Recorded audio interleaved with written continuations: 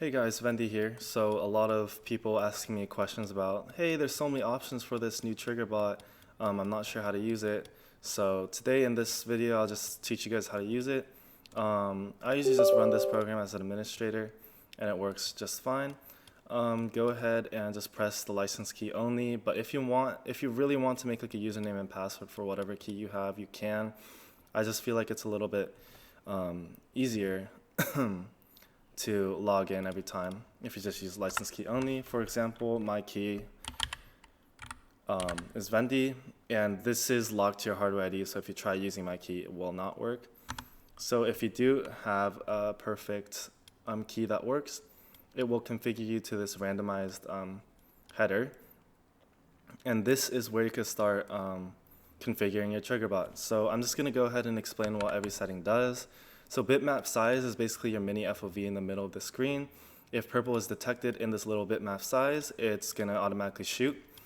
Make sure in Valorant that you're using my provided crosshair because it works the best with my provided crosshair, and set your other shoot button to K in game. That is very important for the trigger bot to work in game. Also, make sure your graphics settings are on low to just help with the purple filtering, but it's not required. I just feel like it's a little more consistent that way. So that's basically what bitmap size does. The higher it is, the less precise it will be, but it'll be a little bit more responsive. So I currently like to keep it at 3. I just think it's like the best middle thing. But if it's like a really, really short distance map like Split, then I'll set it up to like almost 5. And I'll see that it's pretty consistent most of the time. But if it's like a long range like Icebox and a new map like Abyss, then I just set it at 3. I don't recommend anything lower than 3 because it does get a little bit too precise and it becomes unresponsive sometimes. So I believe 3 is the best one. But let's say if you wanted to change a setting here, you're just going to go ahead and type in 1. And it's going to ask you to put in a new bitmap size. So currently I'm just going to put it at like maybe 5. And as you can see, it changes the current value to 5. So that's basically how the settings menu will work from now on. Delay between shots, this is just how fast the trigger bot will shoot. So if you have like a share for something, set it to like 500 milliseconds, Guardian 500 milliseconds. Vandal, you want to put it at like maybe 300, maybe 250, but you get the point. Like Marshall, it should be even higher, like at like almost 800 milliseconds. You get the point. Tolerance is how tolerant it's going to be when it's detecting purple. I found that 38 is a pretty good range, but if you feel like your trigger bot isn't responding enough, I recommend setting it almost up to like 45 to 50. But if you feel like it's too sensitive, I recommend like down to like 25 works properly.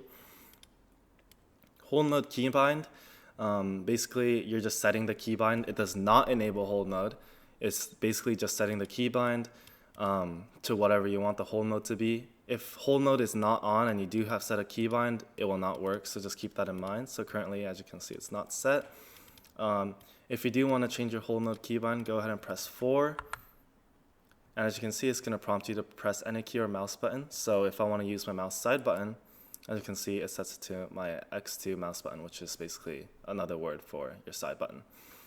FOV width and FOV height is a new trigger bot feature that none other trigger bots have, and basically it sets another FOV on top of the mini FOV so that when purple is detected to the left and right or right on top of the mini FOV, it shoots, because most of the times when your crosshair is directly in the middle of an enemy, it doesn't detect purple, so how is it supposed to know that an enemy is there?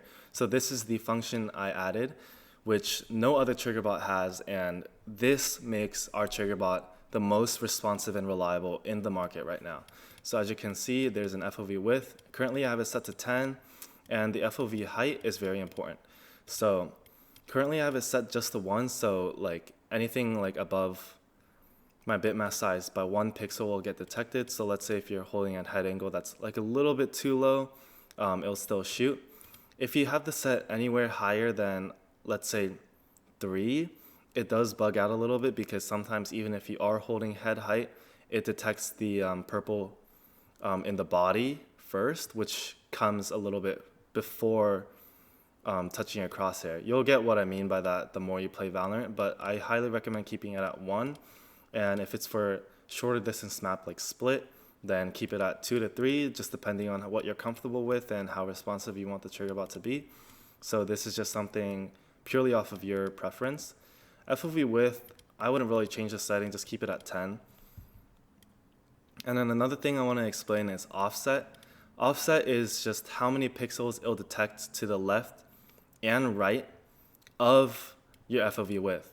So if your offset is higher than your FOV width, your trigger bot will like freak out and it's not going to like it. So just make sure your FOV width is higher than your offset. Currently I have it to 5, but you could really change it to like 5 or 7. I just feel like 5 is the most responsive and most reliable, so that's just the basic setting. Shot delay is if you want your trigger bot to make it look a little bit more legit. I would not suggest putting this anywhere above like 5 milliseconds in realistic terms, because 5 milliseconds honestly looks legit enough. But if you're a real legit person that's only going for body shots, then up to 10 milliseconds is fine. I set the range to 1,000 milliseconds just to give you that freedom, but realistically, just keep it at 0. And 9 will just be the exit settings. So let's just go ahead and press 9, and as you can see, it exits settings. If you want to toggle hold mode, just go ahead and press F3, and as you can see, hold mode will be toggled on. And then now, if you want to enable the color bot, press F1, and then make sure that you're going to see these 2 little dots go detecting. And if you want to move it, make sure you drag it by moving the top. And if you click into it, most of the times it'll stop your purple detection. But if you just resize it, it'll start function again. It's just that when you're clicking inside of it, it thinks that you want to type in something and it stops the detection. So yeah, either resize it, and if resizing doesn't work, to just like make the color bot start working again. Sorry, trigger bot to start working again. You could just go ahead and disable it, and then press enabled again, and then as you can see, it's detecting. So make sure to play legit with this. Try not to rage too much, because you will get manual banned if you do rage, and that's true for any cheat. My Starlight trigger bot has been in development for over months, so there has been no known delay bans. So it is definitely the most undetected and the best trigger bot on the market, and I highly recommend you get it for if you're just starting out with cheating and you're not comfortable with just pure aimbot and walls just yet. So if you want a legit cheat to Radiant, this is the cheat for you.